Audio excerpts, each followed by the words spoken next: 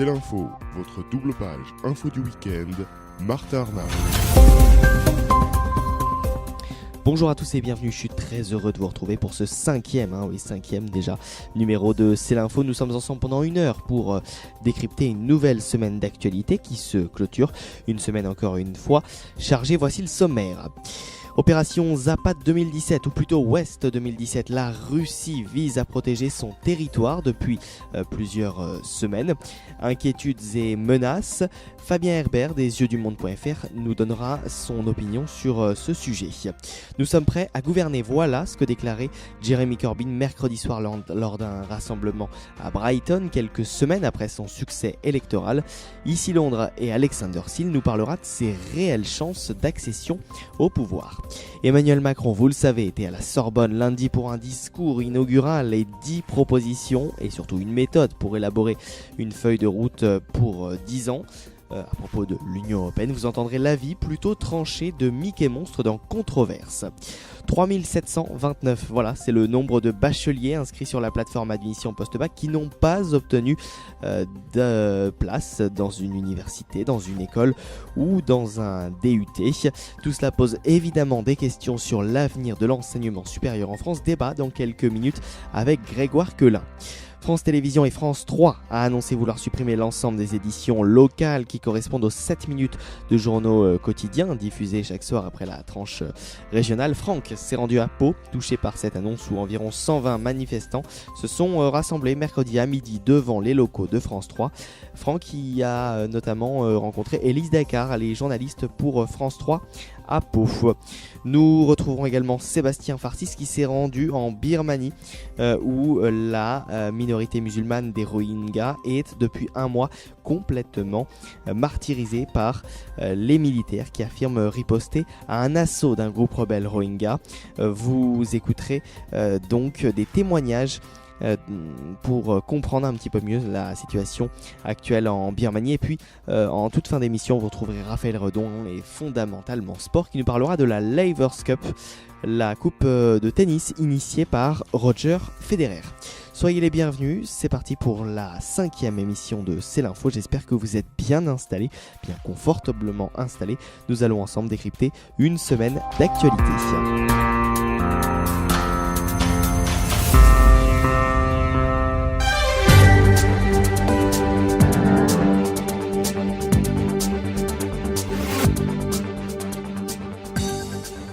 Et dans C'est l'info, nous retrouvons à présent Fabien Herbert. Bonjour Fabien. Bonjour Martin. Je rappelle que vous êtes donc au site lesyeuxdumonde.fr, lesyeuxdumonde.fr où l'on retrouve toute l'actualité géopolitique liée aux relations internationales, hein, Fabien. Oui, exactement, c'est ça. Et cette semaine, Fabien, vous êtes là pour nous parler de la Russie et de l'OTAN qui semblent se tester. Fabien, des exercices militaires russes aux portes de l'Union européenne ont eu lieu cet été, baptisé Ouest 2017. Ils inquiètent les voisins du Kremlin qui y voient une simulation d'un conflit armé avec l'OTAN. Hein. Alors, exactement. Alors, donc cette opération, vous l'avez rappelé, Ouest 2017, en russe Zapad 2017, ce qui veut dire Occident 2017 en réalité. Alors en fait, les Russes organisent ce type d'exercice tous les ans, dans une région différente et avec un partenaire différent. Cette année, il s'agit de la Biélorussie, un partenaire privilégié pour Moscou en Europe. A priori, il n'y a donc pas de raison de s'inquiéter particulièrement en ce qui concerne ces exercices Zapad 2017. En revanche, on peut se demander pourquoi les Russes ont choisi l'Europe de l'Est comme lieu de manœuvre cette année, alors qu'on sait très bien qu'il existe d'autres fronts préoccupants comme l'Asie centrale ou le Caucase. Donc ce choix, on peut le penser, est certainement lié à un contexte de remilitarisation, ou plutôt de militarisation tout simplement, des pays d'Europe de l'Est affiliés à l'OTAN. Par exemple, en 2017, l'Alliance Atlantique a déployé 4 nouveaux bataillons dans les pays baltes. Donc, a priori, il s'agit pour la Russie plus d'une tactique d'intimidation, comme le dénoncent d'ailleurs certains pays européens, que de manœuvres véritablement offensives. Oui, alors ainsi, peut-on dire que ces manœuvres sont réellement défensives ? Et puis, est-ce que les Russes ont-ils des choses à craindre de la part des Européens, Fabien ? Alors, évidemment, quand on parle de manœuvres militaires défensives, il se passe toujours, ces manœuvres sont toujours mêlées à des conditions offensives.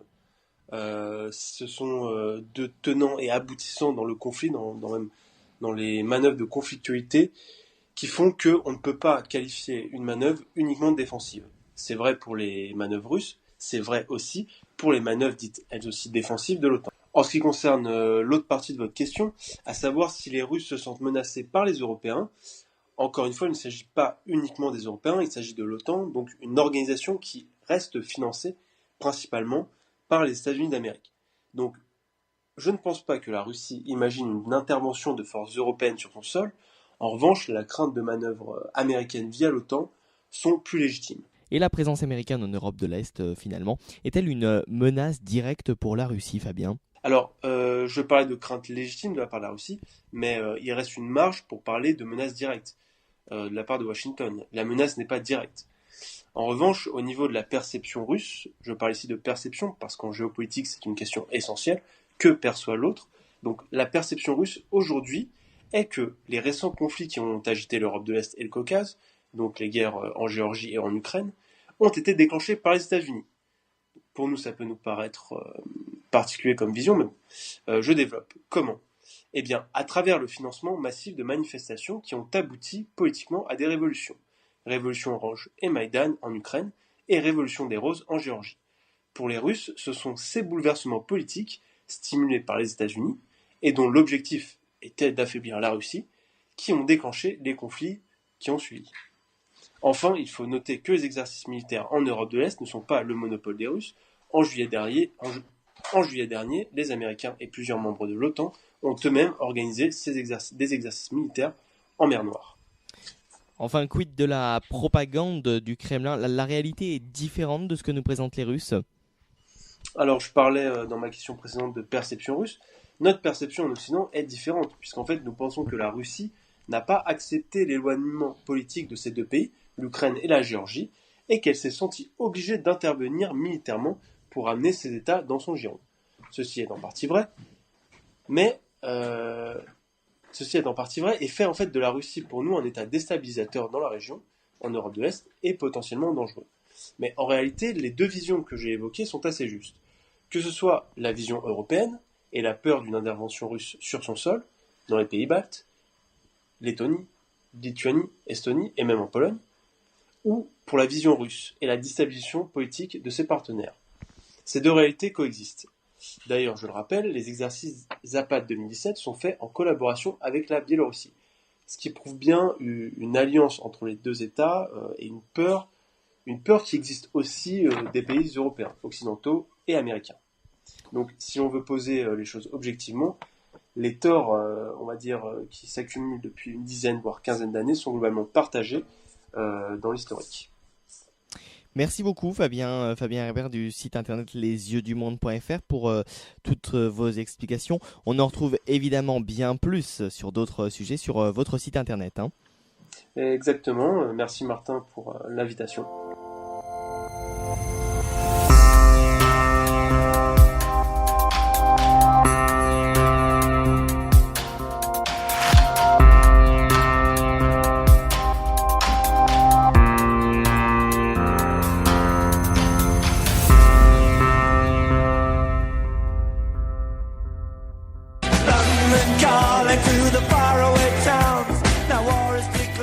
Ici Londres, c'est avec Alexander Silve que ça se passe. Bonjour Alexandre. Bonjour Martin. Et aujourd'hui nous parlons de politique un petit peu dans cette émission et non pas de la vie palpitante de vous, londoniens. Nous allons parler politique plus que il se passe des choses en Angleterre. On parlera du Brexit dans quelques instants, mais avant cela, on va parler de Jeremy Corbyn. Vous le savez, le leader travailliste. Eh bien, Jeremy Corbyn, mardi soir, dans une église délocalisée de Brighton, a réuni des sympathisants travaillistes et eh bien, a fait un discours. Jeremy Corbyn, c'est finalement l'étoile qui brille depuis les législatives du mois de juin, Alexander. Donc, il a parlé d'abord de la vie en Angleterre. Il a parlé, il a fait un discours axé sur les jeunes, axé sur la société. Il voulait taxer les grandes entreprises. Il voulait faire en sorte que les loyers seraient contrôlés. Que le système de santé soit renégocié, rebâti. Il a parlé de l'Europe, bien sûr, prêt à reconstruire une nouvelle relation progressiste avec l'Europe. Et là, j'aimerais juste ajouter que il fait un jeu un peu ambigu parce que l'autre jour, il était interviewé par la BBC et il a dit qu'il voulait éviter le Brexit. Et c'est un sujet qui fâche au sein du Labour Party. Il se met un peu, il a dit à la BBC l'autre jour qu'il voulait que le Royaume-Uni ne soit pas dans le marché unique, en fait. Il avait les mêmes positions un peu comme Theresa May.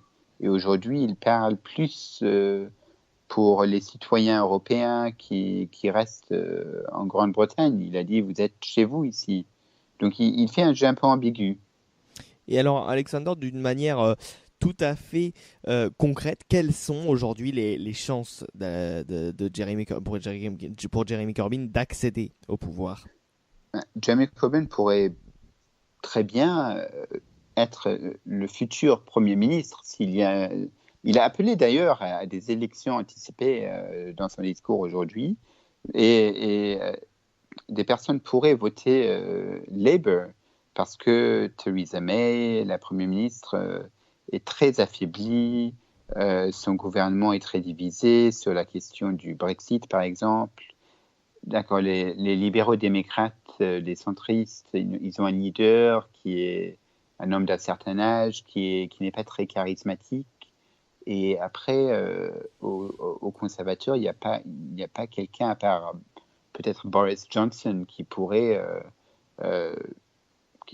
mener la bataille pour les législatives. Mais j'aimerais juste ajouter que des personnes qui avaient l'habitude de voter pour le Parti travailliste ont voté pour les libéraux démocrates parce que les libéraux démocrates, ils ont promis un deuxième référendum s'ils soient élus. Et j'aimerais juste ajouter encore que Sadiq Khan, le maire de Londres, il a appelé au Labour Party, il a appelé pour un deuxième référendum. Ah oui, donc il y a ce duel entre Sadiq Khan, le maire de Londres, qui veut que le Royaume-Uni reste dans le marché unique et qui est pour le droit des citoyens européens en Grande-Bretagne. Et il y a ce duel entre Sadiq Khan et Jeremy Corbyn. Donc tout le monde qui suit la politique est intéressé par cela. Ah oui, Sadiq Khan, maire travailliste de Londres, oui, et lui oui, en mai 2015, juste avant le Brexit, enfin un an avant le Brexit. Alors évidemment, une éventuelle élection, Alexander, de Jeremy Corbyn, une éventuelle future élection de Jeremy Corbyn ne serait absolument pas favorable à toute la city londonienne. Ce dernier affichant quand même des positions plutôt à gauche. C'est un peu du jamais vu en Angleterre, non ? Non, c'est du jamais vu. On a eu, bien sûr, des premiers ministres de gauche comme Tony Blair ou Gordon Brown, mais Jeremy Corbyn, je dirais qu'il est un peu comme le Jean-Luc Mélenchon en France, en fait. Ah oui, carrément. Donc voilà, c'est... Et ça va réellement jusqu'à l'extrême de Jean-Luc Mélenchon, Alexandre. Oui, bien sûr, parce que voilà, il a des positions un peu ambiguës sur l'Europe. Il veut taxer les grandes entreprises, les banquiers, les riches. Donc voilà, mais c'est quelqu'un qui est pour qui donne des discours axés aux jeunes, à la société. Et alors le fait il veut lutter contre les inégalités. D'accord. Voilà. Et alors le fait pour Jeremy Corbyn de venir à Brighton, c'est le sud de Londres. On n'est plus à Londres, on est vraiment au sud de l'Angleterre, tout proche de la Manche. C'est une manière de dire voilà, moi je suis anglais et je ne suis pas uniquement londonien, puisque finalement on voit bien qu'aujourd'hui la place centrale de l'Angleterre politiquement c'est Londres. C'est Londres, mais le congrès du Labour Party a toujours eu lieu à Brighton, en fait. D'accord. Donc c'est un congrès annuel. Donc Donc voilà, ceci explique ça change pas du tout. cela, mais les éventuels futurs votants de Jeremy Corbyn, il serait plutôt dans les campagnes et dans la province anglaise ou dans la City de Londres? Je dirais un peu peut-être à Londres, un tout petit peu, pas à la City. À la City, ils ont tendance peut-être à voter pour les conservateurs ou peut-être pour les libéraux-démocrates. Mais à la campagne, ils ont tendance à voter pour l'UKIP. Mais dans certaines villes, le Labour Party a gagné des sièges. On a vu aux élections législatives.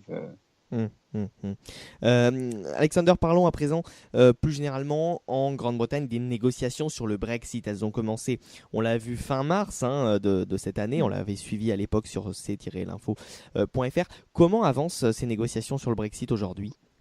Ça avance très très très lentement parce qu'on a eu des élections anticipées, on a eu bien sûr des attentats en Angleterre. Et donc, Theresa May, elle a pris du temps pour former un gouvernement. Elle a gagné les élections, mais avec une petite majorité. Donc, elle a dû former une coalition avec les DUP, un parti en Irlande du Nord. Et donc voilà, elle a fait un discours récemment à Florence. Elle a plaidé pour une période de transition de 2 ans. Après la sortie du Royaume-Uni de l'Union européenne. Et donc, mais dans son camp, les ministres sont très divisés. Par exemple, juste avant son discours sur le Brexit et sur l'Europe à Florence, Boris Johnson, le ministre des Affaires étrangères, a publié un article dans le Daily Telegraph et il était complètement à l'opposé de Theresa May. Il a plaidé pour une rupture nette avec l'Union après le 29 mars 2019. Et voilà, il est... donc voilà, et les conservateurs sont très divisés. Et dans le gouvernement, c'est très divisé. Il y avait des rumeurs que Boris Johnson voulait prendre la place de Theresa May, ou peut-être le ministre du Brexit, oui. David Davis, voulait prendre sa place aussi. Donc voilà. Dans les deux camps, dans le Labour et dans les conservateurs, c'est vraiment sur le Brexit, ça ne marche pas du tout en fait. Oui, donc les négociations avancent très lentement. Et on a vu à Bruxelles, ils sont un peu fâchés avec le Royaume-Uni. Ils veulent un peu plus d'éclaircissement. Ouais. Et alors justement Alexander, dans ce contexte donc de Brexit qui n'en finit plus, on est plus d'1 an et demi après le référendum et on ne sait toujours pas comment finalement les choses vont se passer, dans un contexte où les conservateurs, le parti donc de Theresa May se désunissent et où le Labour Party est en train de gagner en nombre de voix grâce à un leader, Jeremy Corbyn, est-ce qu'on peut se demander si Theresa May va passer l'hiver et si finalement on ne va pas avoir de nouvelles élections dans les 6-9 prochains mois? Je ne sais pas. Je crois qu'elle va passer l'hiver parce que s'il n'y a pas encore un cafouillage ou quelque chose qui sera publié dans les tabloïds ou parce que maintenant, en ce moment, Theresa May, elle est très affaiblie sur la question du Brexit. Mais elle tient, en fait. Elle a été, bien sûr, très critiquée pendant ces dernières semaines, mais tout le monde se demande si elle va passer l'hiver, et on ne sait toujours pas. C'est une femme qui résiste. Donc, on se rappelle tous après l'attentat de London Bridge, elle a dit « enough is enough ». Donc, c'est quelqu'un qui vraiment... C'est une autre dame de fer, en fait. C'est quelqu'un qui résiste, en tout cas, mais qui sait? Ouais, elle est une battante. Merci beaucoup Alexander Seal d'avoir répondu à nos questions. Je rappelle que vous êtes notre correspondant londonien pour C'est l'Info et qu'on vous retrouve chaque semaine pour Ici Londres, London Calling. C'est bien cela Alexandre? Exactement. À la semaine prochaine. Au revoir. Controverse. controverse chaque semaine. Donc l'avis de Mickey Monstre sur l'actualité. Bonjour Mickey Monstre. Bonjour. Alors, cette semaine, vous avez visiblement été marqué par un discours. Absolument. Je voulais d'abord parler de Super Trump contre la NFL, mais le discours d'Emmanuel Macron sur l'Europe, depuis, excusez du peu, la Sorbonne, m'a paru beaucoup plus intéressant à analyser. Alors, allons-y, mon cher Mickey Monstre. Fidèles à leur stratégie de communication, les marionnettistes cachés derrière ce que la presse aux ordres appelle le président jupitérien, mais qui n'est rien d'autre qu'un tataillé dont les ventriloques seraient invisibles, nous ont offert une mise en scène à la Sorbonne, le symbole du rayonnement intellectuel de la France. Cela promettait des envolées lyriques, des citations historiques et de belles références à un passé glorieux qui nous permettrait d'entrevoir un futur qui le serait encore plus. Alors, a-t-on eu cela lundi après-midi ? Pas du tout. Nous avons dû subir le discours classique d'un triste technocrate qui raisonne sur des concepts abstraits sans prendre compte des réalités du... Attends, je peux pas. Enfant. Pas du tout. Nous avons dû subir le discours classique d'un triste technocrate qui raisonne sur des concepts abstraits sans prendre compte des réalités du terrain. Il nous a fait un discours en 6 points.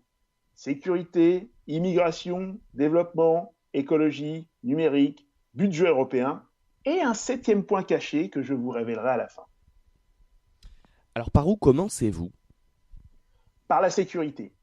Emmanuel Macron a proposé de renforcer l'Europe de la défense et de la sécurité en créant une force commune d'intervention européenne, un budget de défense commun et une doctrine commune pour agir.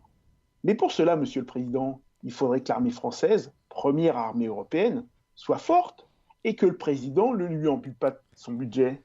Il faudrait aussi être indépendant et les armées doivent de plus en plus acheter à l'étranger des pièces détachées que l'on ne fabrique plus en France.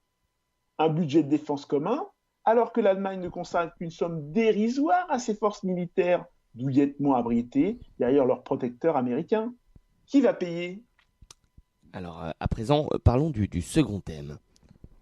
L'immigration et son contrôle, bien sûr. Deuxième clé pour asseoir la souveraineté de l'Europe. Après avoir détruit les douanes françaises et supprimé les frontières, afin que les hommes et les marchandises, mais aussi les terroristes et les criminels, puissent se déplacer plus facilement, on veut créer une police européenne des frontières.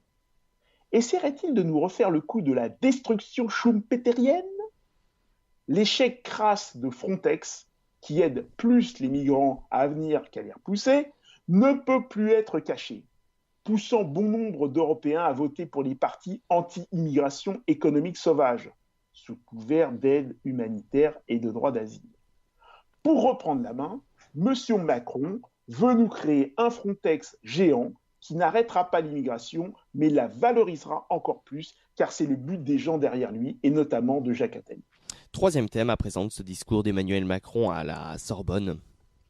Le développement, c'est pour lui la troisième clé de la souveraineté. Il reposerait sur l'éducation, la santé, l'énergie. Et là, sourire. Mon petit Emmanuel, n'aurais-tu pas bradé dans des conditions plus que suspectes Alstom Énergie à General Electric ? Un fleuron français ? Macron relance l'idée d'une taxe sur les transactions financières à l'aide au développement. Encore une imposture qui ne verra jamais le jour car les grosses institutions financières s'y opposeront. Il appelle également à la création d'un programme européen pour stimuler les voitures propres.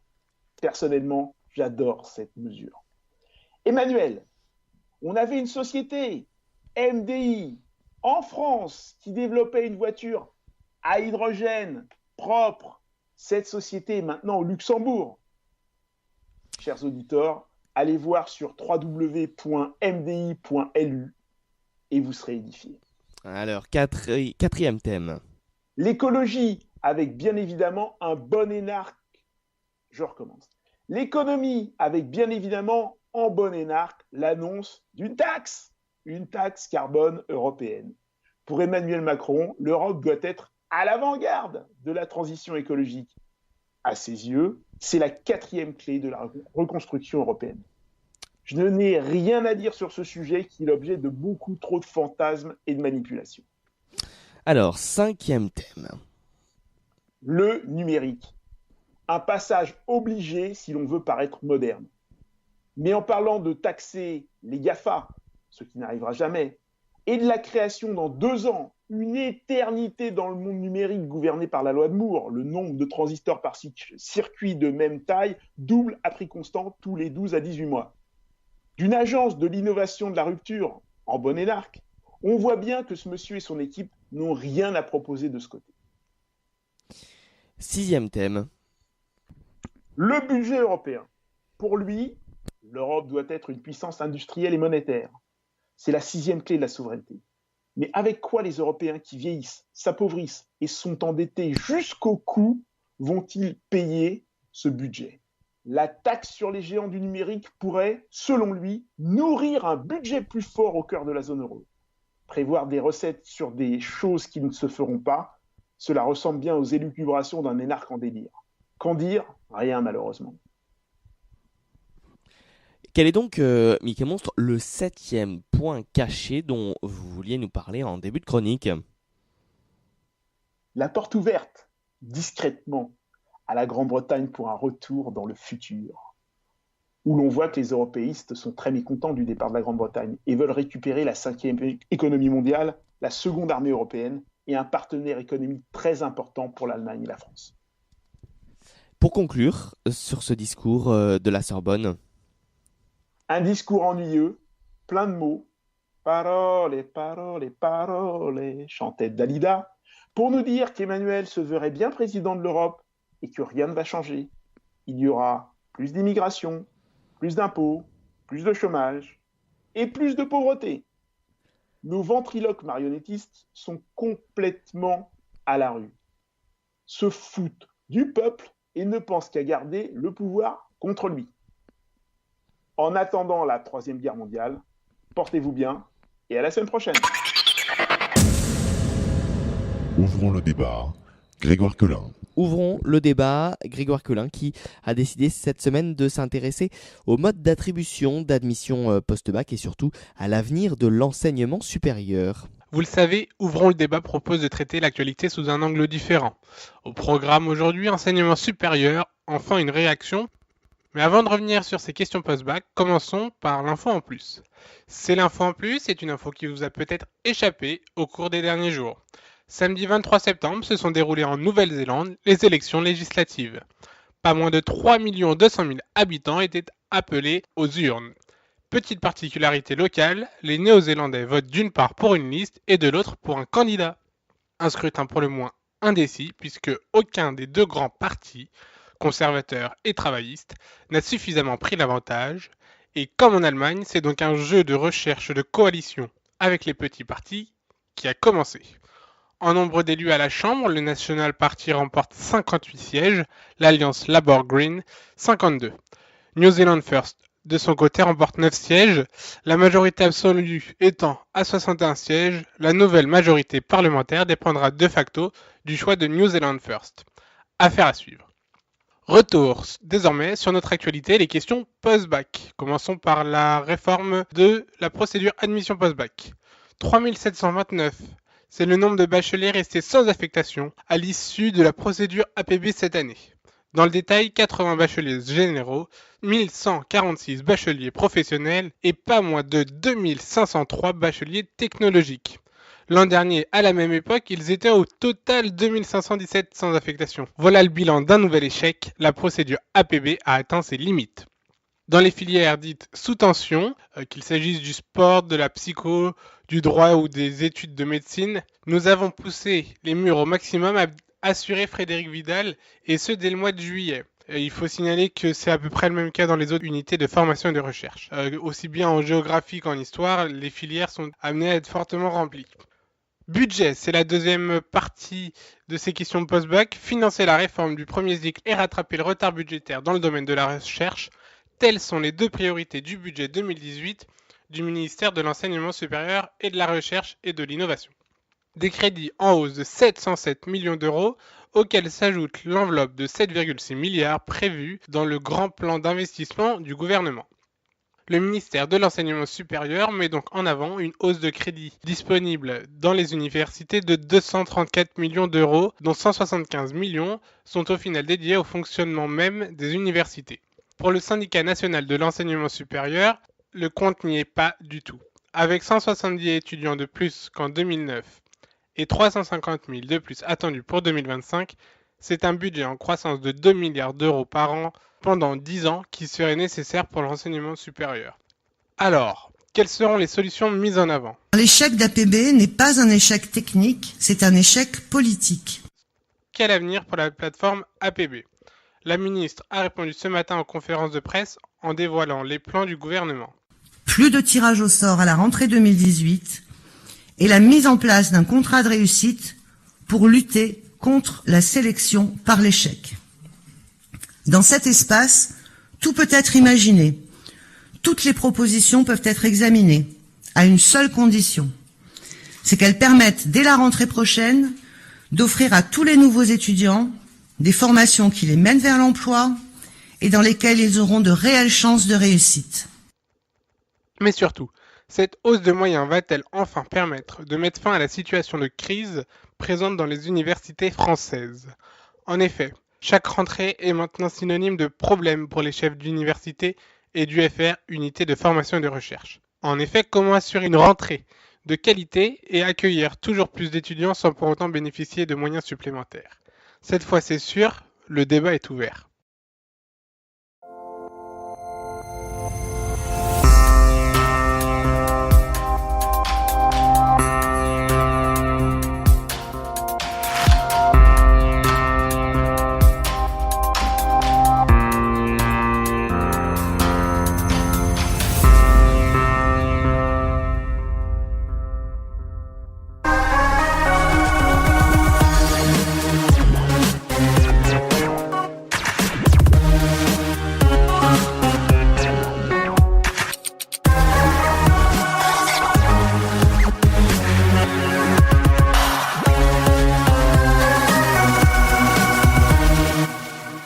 L'actualité des médias. Un œil sur les médias, toute l'actualité des médias chaque semaine. Dans C'est l'info, c'est avec Franck que cela se passe. Franck, vous êtes à Pau cette semaine. Salut à tous, chronique média exceptionnelle, on est depuis Pau pour parler des éditions locales, nous en avons parlé il y a 15 jours, l'édition locale de Brest qui fermait, maintenant ce sont toutes les locales nationales qui sont menacées, donc on a décidé de venir à Pau pour rencontrer Lise Descartes, bonjour. Bonjour. Vous êtes délégué du personnel, vous êtes journaliste à France 3 Pau Sud-Aquitaine, on a appris donc la semaine dernière que toutes les locales de France allaient fermer. Tout d'abord, comment est-ce que vous avez appris cette nouvelle ? On l'a appris jeudi dernier, le directeur des régions de France 3 est venu en comité d'entreprise à Toulouse et a annoncé purement et simplement la fin des éditions locales, c'est-à-dire la fin du journal de 7 minutes qu'on a tous les jours du lundi au vendredi. Alors, quelles sont les raisons qui vous ont été délivrées, expliquées pour cette fermeture ? Ça fait un moment qu'on est dans le collimateur de Paris. Ils nous disent vous n'êtes pas sur les box, puisqu'on n'est que sur la TNT et Internet en replay. Vous n'êtes pas sur les box, donc la moitié des téléspectateurs ne peuvent pas vous voir, ce qui est faux, parce qu'il y a des gens qui ont la box et l'antenne râteau, donc la TNT, qui peuvent encore nous voir, mais ceux-là, on ne les comptabilise pas. Il y a des gens qui vivent en zone blanche, c'est-à-dire qui n'ont pas accès à Internet, qui n'ont pas la box. Ceux-là, on les oublie complètement. Voilà, c'est leur argument. Vous n'êtes pas sur les box, personne ne vous voit, donc on vous ferme. Et on le voit parce que vous avez créé une mobilisation, un rassemblement devant la locale. Pour ceux qui nous regardent en vidéo, vous allez pouvoir le retrouver sur notre site internet.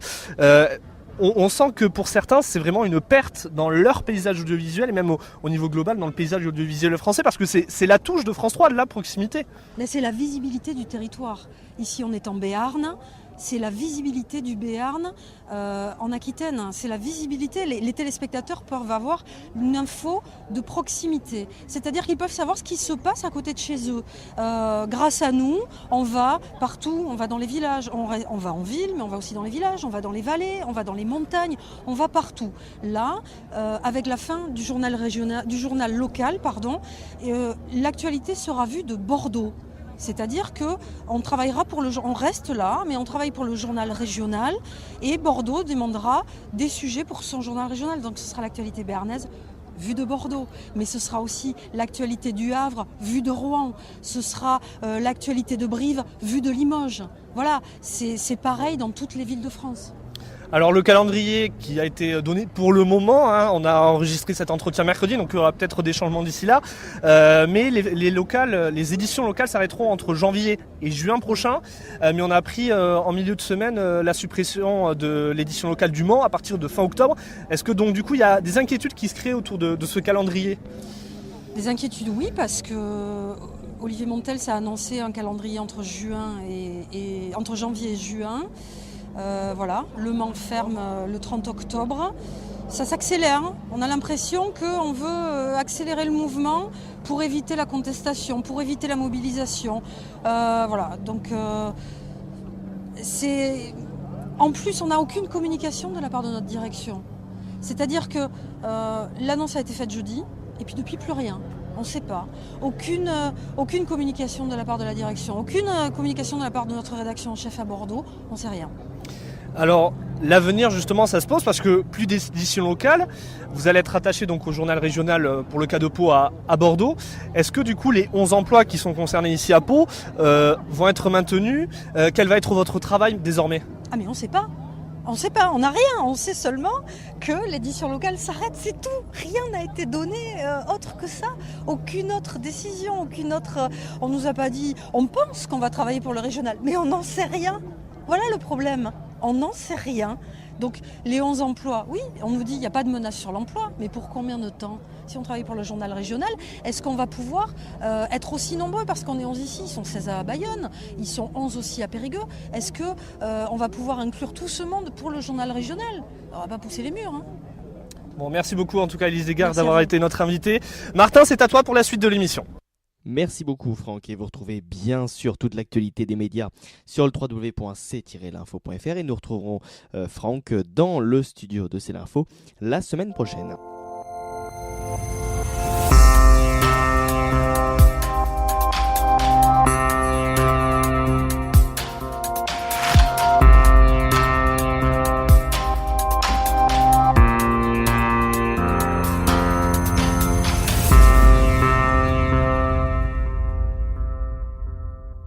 Grand reportage à présent, toujours en partenariat avec la rédaction de Radio France Internationale. Et cette semaine, nous parlons des Rohingyas. Il y a un mois, le 25 août 2017, l'armée birmane entamait une répression inédite de la minorité musulmane des Rohingyas dans l'état du nord-ouest du pays, appelé Arakan. Les militaires affirment riposter à un assaut d'un groupe rebelle Rohingya qui a tué 10 policiers, mais leur opération, qui dure depuis plusieurs semaines, va bien plus loin. Selon les rescapés, l'armée attaque directement les civils, tue sans sommation et brûle les villages pour obliger les Rohingyas à fuir. L'ONU a ainsi qualifié ces violences d'exemple parfait de nettoyage ethnique. À l'heure actuelle, cette répression a causé le plus grand exode de l'histoire de cette population, déjà grandement réprimée en Birmanie. Plus de 400 000 Rohingyas sont entrés se réfugier dans le Bangladesh voisin, où ils vivent dans des conditions inhumaines. Le correspondant de Radio France Internationale dans la région, Sébastien Farcis, s'est rendu ces dernières semaines dans leur camp, improvisé, pour voir comment ils survivent et surtout témoigner des crimes dont ils sont victimes. Écoutez. Une véritable marée humaine a envahi l'une des rues du village de Kutupalong. Il a plu pendant la nuit et ce matin, la voie de terre s'est transformée en une rivière de boue. Malgré cela, des milliers de personnes font ici la queue en pataugeant. Immobiles, compressés par manque de place, ce sont des réfugiés Rohingyas. Et ce qu'ils attendent, c'est tout simplement de la nourriture. Nous sommes ici depuis ce matin. Je suis épuisé et j'ai faim. Il faisait jour quand il a commencé. Je suis arrivé à l'aube. Cela fait 4 heures que je suis ici. Quand est-ce que nous aurons à manger ? Ce 9 septembre, le Programme alimentaire mondial de l'ONU a lancé une distribution de riz pour ces Rohingyas réfugiés dans le sud-est du Bangladesh. C'est la première depuis le 25 août et l'afflux massif de centaines de milliers de personnes dans la région. 16 000 familles de réfugiés sont inscrites dans le registre de l'ONU, soit environ 75 000 personnes. Cette distribution doit donc être faite en plusieurs jours, mais ceci est difficile à organiser, comme l'explique Azad, un humanitaire de l'association bangladaise Mukti, qui est en charge de cette mission pour l'ONU.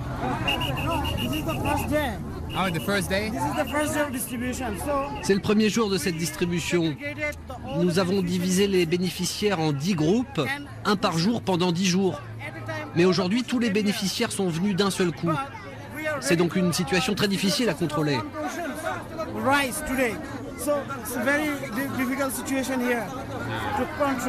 La foule est agitée et pousse de plus en plus vers la porte en fer qui abrite le centre de distribution. Les hommes pressent d'un côté de la rue et de l'autre, les femmes, souvent accompagnées de petits-enfants, perdent patience. Leurs nerfs sont à vif, ils brandissent tous leurs coupons de rationnement bleu dans leurs mains.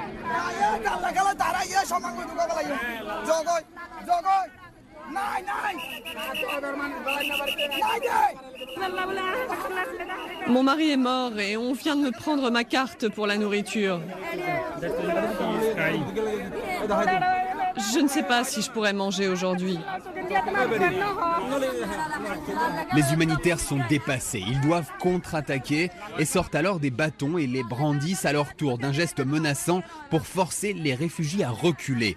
Le bâton ne s'abat pas sur eux, mais déjà les regards aveuglés par la faim jusqu'à présent se calment. Les Rohingyas reculent, certains s'assoient à terre d'un air plus docile. Cela fait 3 ans et demi que je travaille dans ces camps de Rohingyas et je n'ai jamais vu une telle situation. C'est incroyable. Vous savez, ma maison se trouve juste en face de la frontière birmane. Et tous les jours, on voit de 25 à 30 000 réfugiés arriver. Hier, de chez moi, j'ai même vu des villages en feu de l'autre côté du fleuve. Tout brûlait.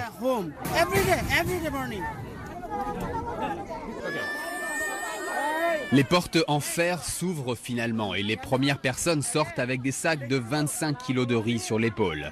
25 kilos, c'est ce que l'ONU fournit à chaque famille réfugiée pour 2 semaines. Ce jour-là, l'association n'a pu en distribuer qu'à 2500 familles et le même combat reprendra dès le lendemain matin. À l'angle de cette allée, un épicier bangladais installé devant des sacs de riz et d'épices bien garnis est l'un des témoins directs de cette détresse des Rohingyas. Ces derniers viennent lui acheter comme ils peuvent ce qu'ils ne reçoivent pas des humanitaires.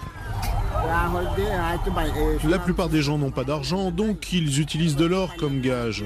Il y a quelques minutes, une femme est venue et elle a enlevé sa bague. Et elle m'a dit « Donnez-moi du riz », mais je ne l'ai pas prise. Je lui ai juste donné de la nourriture. Ces gens, ils n'ont rien. Je ne peux pas leur prendre le peu qu'il leur reste pour survivre. Cela ne représente pas une perte tout de même pour vous ? Vous savez, je suis musulman. Ils sont musulmans. C'est comme mes frères. Et ils agonisent en ce moment. On sort à présent de cette ruelle surpeuplée pour trouver une nouvelle marée humaine qui emplit cette fois la route nationale 1 et freine le passage des véhicules. Cette voie goudronnée longe la frontière avec la Birmanie du nord au sud. Et sur des dizaines de kilomètres, les réfugiés Rohingyas marchent ou campent sur le bas-côté sous de fines toiles de plastique. Des centaines d'enfants, moins épuisés par leur exode, courent après les voitures de particuliers à la recherche d'un peu de nourriture ou d'argent. Soudain, c'est un camion qui s'arrête et devant un océan de mains tendues, des bénévoles lancent des vêtements avant de repartir rapidement. Les collines qui surplombent la route nationale accueillent les nouveaux camps de réfugiés. Des dizaines de tentes sont déjà installées et d'autres en train d'être fabriquées. Zahafar Ahmed a emprunté une bêche et commence à aplatir ce terrain vallonné. Derrière lui se trouve une longue tige de bambou et une bâche de plastique. C'est ici donc, sous ce toit précaire, que dormira et vivra sa famille pour l'instant. Il y a une demi-heure, j'ai demandé à l'officier de police là-bas. Il m'a dit que je pouvais prendre ce terrain. Cela fait 8 jours que je suis arrivé, mais jusqu'à présent, nous dormions en plein air au bord de la route. Quand il pleuvait, nous étions trempés. Puis des gens qui passaient nous ont donné un peu d'argent il y a 2 jours. Cela nous a permis d'acheter le bambou. Pour la bâche en plastique, il y avait d'autres personnes qui en donnaient. Nous avons fait la queue pour les avoir, cela nous a sauvés. Zahafar a fui la Birmanie avec ses 5 proches et des voisins de son village qui sont maintenant avec eux. 17 personnes en tout vont donc essayer de se partager un espace de tente d'environ 5 mètres carrés. Ces abris exigus protègent des pluies de cette fin de mousson et permettent également à ces réfugiés de faire une pause, de se recueillir et de repenser au massacre qu'ils ont fui. Car plus que des réfugiés, ces Rohingyas sont des rescapés. En quittant Zahafar, un autre homme nous interpelle et nous accueille sous une bâche de plastique. Mohamed Assad a le visage enfantin et les yeux encore effrayés. Ce Rohingya d'une vingtaine d'années a fui son village situé proche de la frontière bangladaise le 4 septembre dernier avec 10 membres de sa famille, dont son enfant d'1 an et demi qu'il serre très fort dans ses bras. Le bébé a la peau des jambes et de l'abdomen gravement brûlée et ses croûtes rouges s'infectent. Mohamed raconte. Les militaires sont arrivés soudainement et ont pris les femmes à part pour les violer. Puis ils ont brûlé nos maisons. Quand nous sortions, ils nous tiraient dessus. Enfin, ils ont pris la casserole d'eau bouillante qui se trouvait devant notre maison et l'ont jetée sur mon enfant.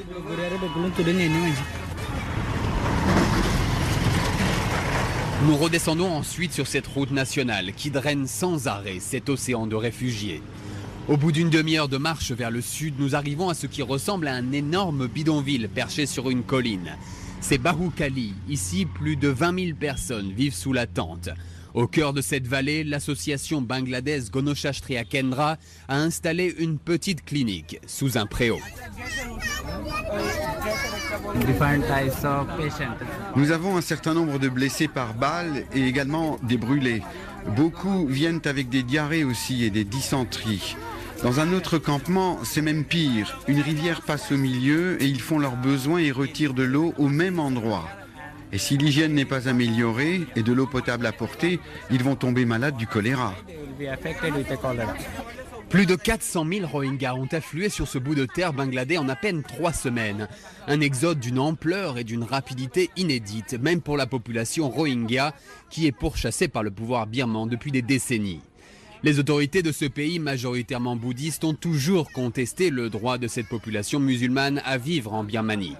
La plupart de ces Rohingyas qui parlent un dialecte proche du bengali ont été transférés dans cette région fertile par l'Empire britannique qui voulait développer la culture du riz.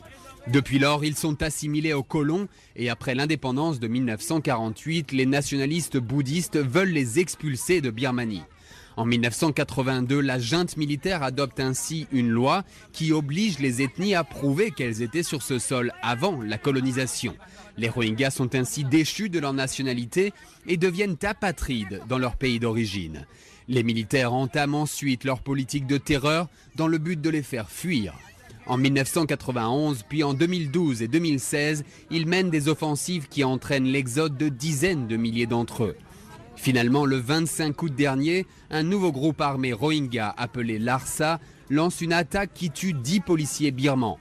Les militaires en profitent pour déclencher leur plus grande répression des villages Rohingyas. Ceux qui ne fuient pas sont ostracisés en Birmanie. Depuis 2012, les nouveau-nés sont privés de certificat de naissance et les étudiants interdits d'accès à l'université. Mohamed Saïmin, âgé de 20 ans et réfugié à Kutupalong, nous montre ses résultats scolaires qu'il a sauvés en fuyant. Regardez, j'avais de très bons résultats. J'ai obtenu plus de la moyenne aux examens de seconde. Mais le maire m'a dit que je ne pouvais pas étudier davantage, car j'avais un nom Rohingya. Il m'a dit que si j'essayais, je pourrais être tué. Rafik Mohamed a fait face aux mêmes brimades et discriminations. Ce Rohingya, qui porte un collier de barbe fourni sous un regard perçant, était un propriétaire terrien aisé. En Birmanie, il possédait 20 hectares de champs hérités de ses ancêtres où il faisait pousser du riz, des légumes et des épices. Aujourd'hui, il est assis, désespéré, à côté de sa petite tente du bidonville de réfugiés de Bahoukali. Tout ce qui lui reste de son ancienne richesse est une montre dorée qu'il porte encore au poignet. Ils brûlent toutes les maisons. 700 personnes vivaient dans ce village. Ils ont tout incendié. Au moins 20 personnes ont été tuées par balles et d'autres brûlées vives. Et puis ils ont mis le feu à mes champs, ces champs dont j'ai hérité de mes ancêtres.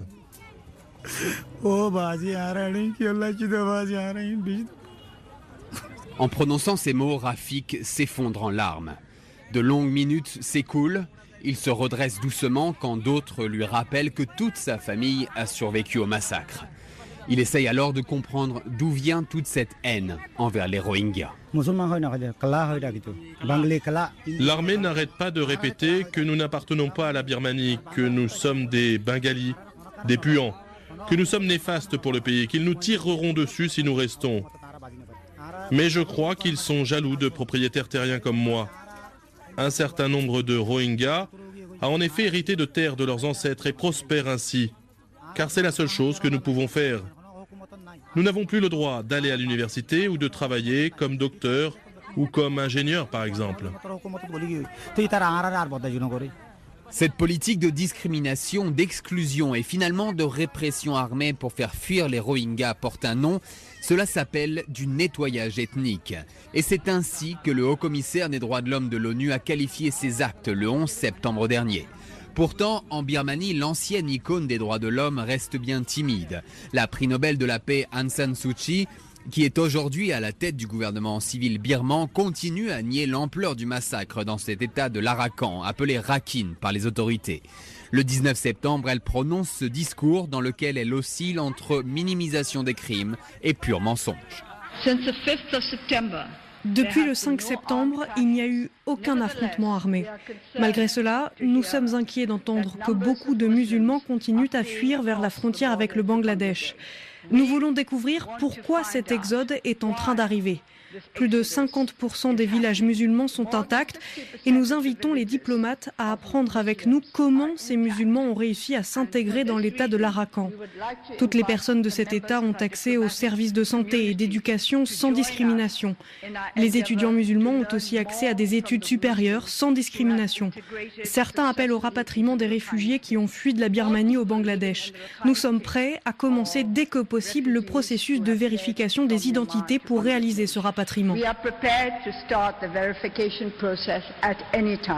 Les militaires birmans, il faut le dire, exercent un contrôle sans partage sur les opérations dans cette région frontalière et Aung San Suu Kyi n'a donc pas de prise dessus. Mais pour beaucoup, son indifférence envers cette répression systématique de civils est coupable.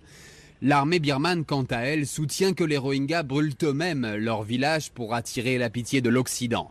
Human Rights Watch a utilisé des images satellites pour contrer cette version. Celle-ci prouve qu'au moins 200 villages ont été incendiés entre le 25 août et le 16 septembre. Philippe Bolopion est le directeur adjoint du plaidoyer pour l'ONG. Ce qui était intéressant dans ce que Aung San Suu Kyi a dit lors de son discours, c'est que, de son propre aveu, il n'y a pas eu de clash armé entre les insurgés Rohingyas et les services de sécurité birmans depuis le 5 septembre. Or, ce que nous prouve l'imagerie satellite, c'est que depuis le 5 septembre, il y a eu des dizaines et des dizaines de villages qui ont été entièrement brûlés. Donc l'armée maintenant ne peut plus prétendre qu'ils ont été brûlés dans des combats acharnés avec les insurgés Rohingyas, puisque d'après Aung San Suu Kyi, il n'y a pas eu de tel combat. Donc je pense que maintenant, il est clair qu'il faut tourner la page de Aung San Suu Kyi, qu'il faut maintenant se concentrer sur les généraux qui contrôlent l'armée, les services de sécurité qui sont aux manettes. Il faut les placer sous sanctions internationales. Il faut qu'ils soient interdits de voyager dans des pays étrangers. Il faut que leurs avoirs à l'étranger soient gelés. Il faut que les entreprises qu'ils contrôlent en Birmanie soient placées sous sanctions internationales pour qu'au moins ils reçoivent le message. Les capitales occidentales, jusqu'à présent frileuses, commencent à réagir dans ce sens. Le Royaume-Uni vient ainsi de suspendre son programme d'aide à l'armée birmane et des sénateurs américains aimeraient faire de même. Mais pour l'instant, les plus importants partenaires économiques de la Birmanie, l'Inde et surtout la Chine, défendent sans réserve la politique répressive des militaires birmans.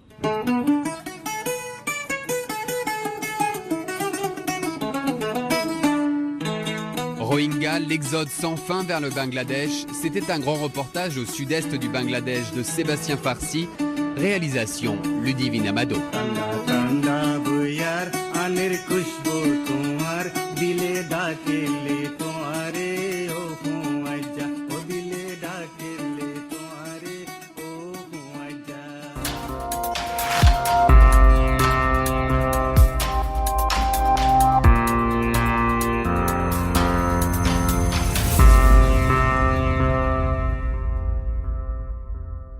Fondamentalement Sport. Chaque semaine, l'actualité sportive par les enjeux sociaux et culturels avec Raphaël Redon. Et aujourd'hui, Raphaël, vous aviez envie de nous parler d'un sport dont on ne parle pas beaucoup.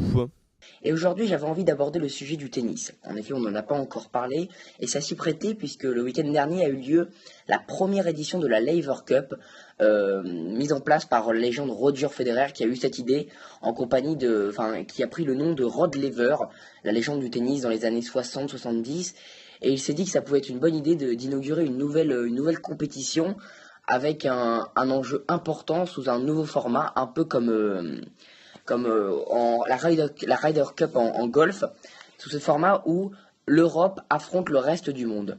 Donc cette compétition a eu lieu du vendredi au dimanche, avec des simples et des doubles, donc 3 simples et un double chaque jour. Et les matchs du vendredi valaient 1 point, ceux du samedi 2 points et du dimanche 3 points. Finalement, c'est l'Europe qui s'est imposée face au reste du monde. Donc pour faire un état des lieux, dans l'Europe, il y avait Rafael Nadal, Roger Federer, Marin Cilic, Alexander Zverev, Dominic Thiem, Thomas Berdych.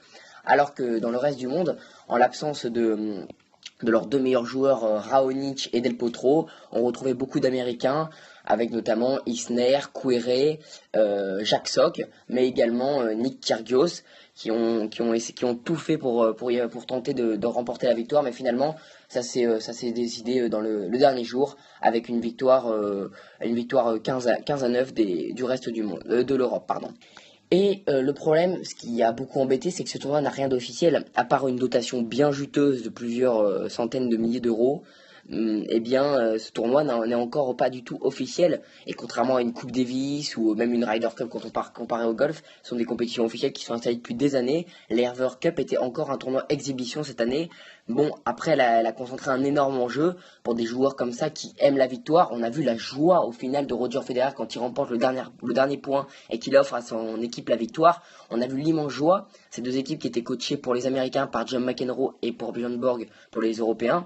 On a vu l'immense joie de ces deux équipes, c'était important, mais en même temps l'intensité a été énorme, ils s'affrontent entre meilleurs joueurs du monde.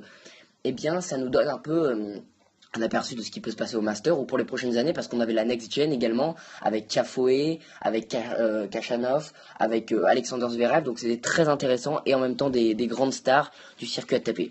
Et puis il y a également le fait que cette compétition puisse un peu stimuler le tennis, qui s'endort un peu, reste dans sa routine, et puis il sera amené un peu un côté un peu plus jeune à ce sport qui en a besoin et qui reste sur des compétitions très très anciennes. Donc cette Laver Cup a été vraiment particulièrement appréciée par beaucoup de monde. Elle a vu un format très sympathique, avec des points qui augmentent chaque jour, une intensité de plus en plus importante, et se décide dans les derniers jours si les meilleurs, Raonic, Del Potro, Nishikori comme je disais, sont là l'année prochaine, et qu'on réitère, c'est possible d'avoir une compétition de extrêmement haut niveau. Après, il faudra voir où la placer dans le calendrier, est-ce que le format évoluera, mais pour l'instant, il y a des choses intéressantes, et Roger Federer montre que c'est déjà un très bon commercial, on va dire. Donc voilà pour cette petite intervention. J'avais envie d'en parler. Il n'y a pas énormément de choses à dire parce que on peut débattre, mais ça reste tout jeune. Il faudra voir comment cette compétition évolue. Donc voilà pour cette petite chronique de Fondamentalement Sport. J'espère qu'elle vous a plu, et puis nous on se retrouve la semaine prochaine pour une nouvelle émission. Allez, salut à tous.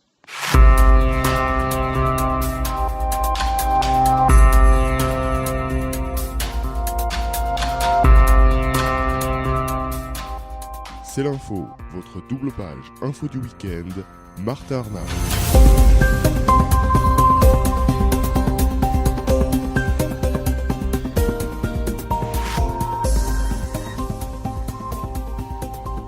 C'est la fin de cette émission, merci à tous et toutes de nous avoir suivis. 5e numéro déjà de C'est l'info. N'hésitez pas, bien évidemment, à nous donner votre avis sur l'émission. Votre avis compte bien plus que le nôtre. Et puis, cela permettra de nous améliorer. Sachez que vous nous retrouvez évidemment sur le www.c-l'info.fr pour toute l'information en continu. Et puis, nous serons également, bien évidemment, la semaine prochaine, même heure, même endroit, sur votre radio. Excellente semaine à tous et à la semaine prochaine.